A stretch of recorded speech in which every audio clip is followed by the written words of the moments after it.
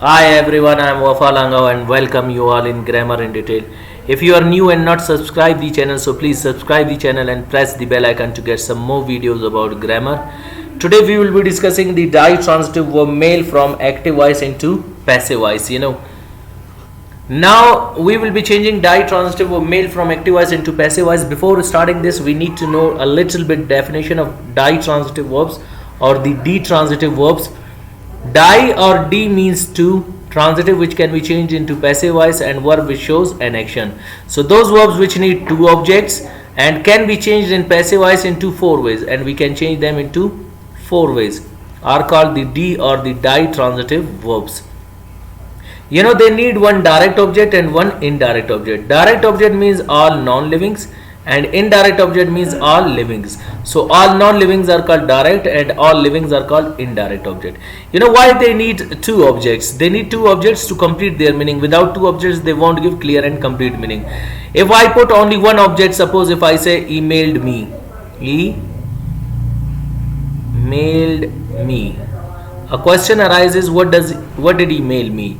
And if I say emailed documents or message or letter, so again email documents definitely the meaning is not clear, so we need to put the both objects with the ditransitive verb male. Like I say emailed me documents. Got it?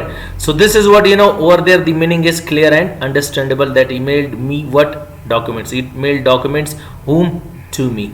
So in the same way we bring mostly the indirect object at the beginning and direct at the end, but when you want to shuffle the places of them, keep in your mind your indirect object means me will be followed by a preposition, like emailed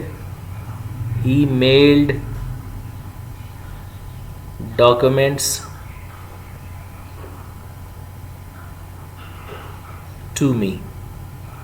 So this is the way to change them in active voice. In how many ways? Two ways. But main target is how we are going to change them from active voice into passive voice. We have got today the past indefinite tense and ditransitive verb male from active voice into passive voice. Past indefinite tense is used for past habits and actions, and did is the helping verb, did not short form is didn't, and it is used for past habits and actions. So let's begin. The first simple sentences we will be discussing of the past indefinite. What are simple sentences? Those sentences which make simple statement are called simple sentences. And we mailed you documents, we mailed documents to you. And if you bring the direct object at the beginning, so indirect object will be followed by a preposition. Your subject we, when comes in the place of object, there it will not be called object, but it will be called agent. By us is over here, keep in your mind, our agent. And what is agent? It tells us who does an action. And when object, whether your indirect or direct object comes at the beginning, the indirect at the first and second and the direct object at the third and fourth sentence, so here it will be called the title or the topic subject. And what do we mean by title or topic subject? A title topic subject is a person, place or a thing in a sentence which we are talking about. It's called the title or topic subject. So here we will be talking about person and here we will be talking about things. So that is known as your title or topic subject. And keep in your mind, when you bring the indirect object at first and second sentence, by us will come at the beginning, documents at the end. In second way, documents at the beginning, by us at the end. And when you bring the direct object in third and fourth sentence, so by us will come at the beginning, to you at the end, to you at the beginning, by us at the end. So this is the way to change them into passive voice.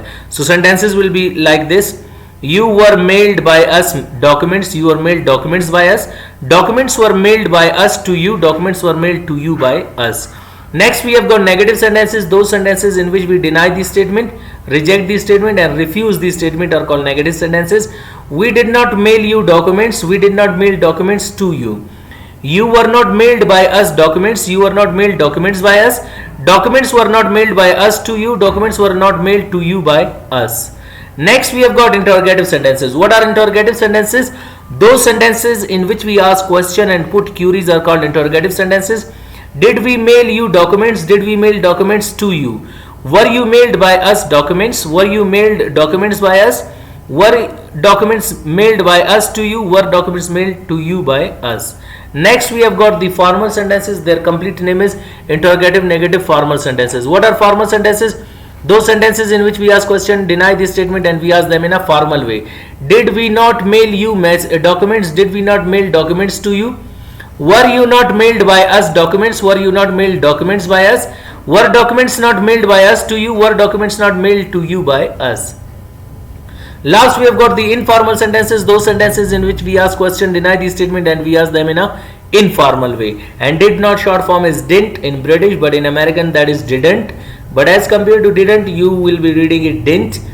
Didn't we mail you documents? Didn't we mail documents to you?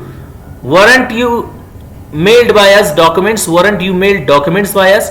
Weren't documents mailed by us to you? Weren't documents mailed to you by us? So these are the sentences of ditransitive verb mail from active voice into passive voice in past indefinite tense. Hope you got today's lecture. Wish you best of luck. See you next time with next lecture. Goodbye.